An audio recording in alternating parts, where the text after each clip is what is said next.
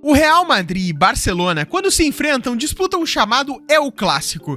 Esse gráfico aqui mostra os 10 maiores El Clássico da história do futebol e quantas pessoas assistiram eles. Repare que no mínimo foram 400 milhões de pessoas e o máximo 650 milhões, assistindo a uma única partida de futebol. Para você ter uma ideia, isso é mais do que a última final da Champions League em número de pessoas, e lembrando que é a final do maior torneio de clubes.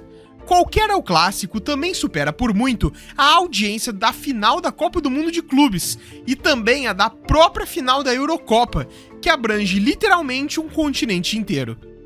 Essas duas equipes se enfrentam 2 vezes ao ano na La Liga e apenas o seu confronto direto gera por volta de 280 milhões de euros para a Liga, ou seja, cerca de 560 milhões de euros globalmente por apenas 2 partidas. Esse número representa pelo menos 10% do faturamento total da La Liga, mas a realidade é que pelo menos metade do faturamento da La Liga vem diretamente do Real Madrid e do Barcelona. E nesse vídeo eu vou te mostrar como o El Clássico sustenta toda a La Liga. E a primeira coisa que temos que entender é que, por essência, esses clubes representam lados diferentes. O Real Madrid fica ao centro do país e representa justamente a solidez do Estado espanhol. Por outro lado, o Barça representa a Catalunha, que é uma região da Espanha que 40% da população quer se separar do restante do país. Esse é o ponto inicial de tudo. Mas até meados de 1940 não existia uma rivalidade tão grande entre as duas equipes. O ponto de virada foi nas semifinais da Copa do Rei de 1943, quando o Barcelona venceu por 3-0 no jogo de ida e o Real Madrid venceu por 11-1 no jogo de volta. A partir dali, a rivalidade começou de fato. Durante a década de 1950, o Real Madrid, querendo se destacar mais na Europa, buscou na América do Sul Alfredo Di Stéfano, que fez história no River Plate, e foi comprado posteriormente da equipe Milionários da Colômbia. O Real Madrid pagou 8,4 milhões de reais na moeda atual por Alfredo Di Stéfano. Foi nesse momento que o Real Madrid ganhou suas primeiras 5 Champions League seguidas e tornou a rivalidade entre as duas maiores equipes da Espanha mais ampla.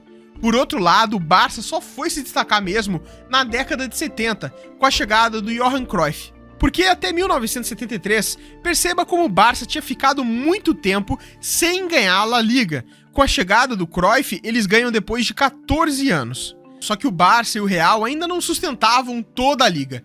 Tudo mudou nos anos 2000. Florentino Pérez foi eleito presidente do Real Madrid e, precisando trazer mais dinheiro ao clube, ele decidiu gastar mais ao invés de cortar gastos, comprando jogadores extremamente caros e midiáticos, chamados de galácticos. Após isso, o Real Madrid via a receita do clube aumentar imensamente após a compra desses jogadores, como você pode ver nesse gráfico.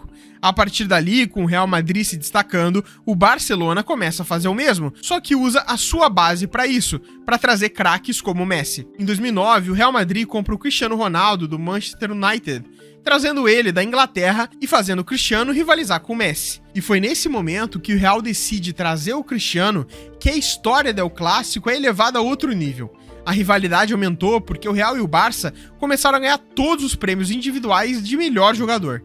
Isso fomentou a rivalidade do El Clássico. Além do confronto entre os dois maiores da Espanha, havia também o confronto entre os 2 melhores jogadores do mundo. É nesse momento, com Cristiano e Messi, que o El Clássico começa a sustentar toda a La Liga.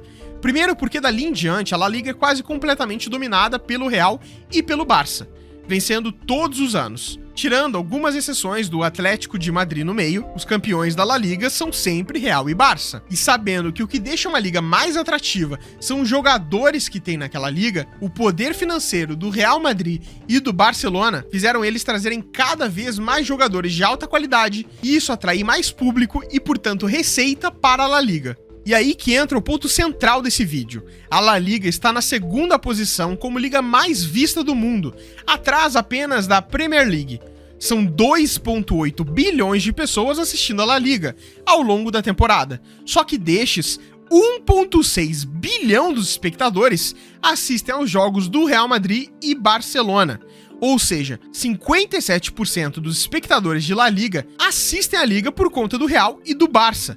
Os direitos de transmissão sozinhos representam 1,5 bilhão de euros por ano. E apesar de metade disso ser gerado pelo Real e pelo Barça, eles recebem apenas 21% disso. Isso porque a La Liga tem uma regra que limita o ganho do Real e do Barça para eles não destoarem tanto dos outros times. E apesar deles gerarem metade da receita da audiência, eles só ganham 20%. E foi justamente a força do El Clássico que fez a Liga fechar contratos milionários ao redor de 184 países. Nos Estados Unidos, por exemplo, a ESPN pagou 1,4 bilhão por 8 anos de exclusividade, o maior acordo internacional da história da Liga.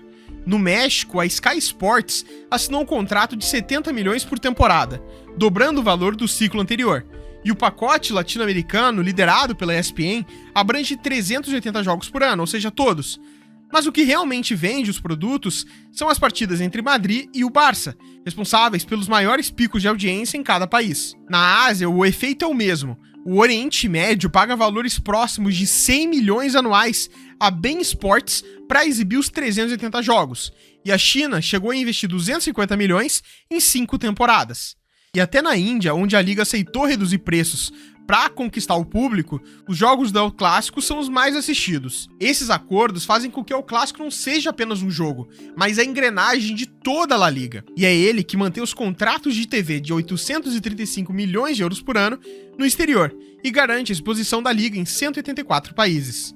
Somados aos patrocínios como os naming rights com a EA Sports de 30 milhões de euros por ano, cada gol, cada transmissão e cada nova estrela do El Clássico mantém viva a economia do futebol espanhol. E é por isso que dizer que o El Clássico sustenta toda a liga não é nem um pouco de exagero, é uma realidade financeira em bilhões de euros. Até porque os melhores jogadores que estão no Barça e no Real elevam o nível da La Liga. Por exemplo, o Mbappé, quando saiu do PSG para ir para o Real Madrid, levou com ele uma audiência que assiste a La Liga por conta da sua presença. Para você ter uma ideia, a La Liga conquistou 25 milhões de novos espectadores só com a chegada do Mbappé.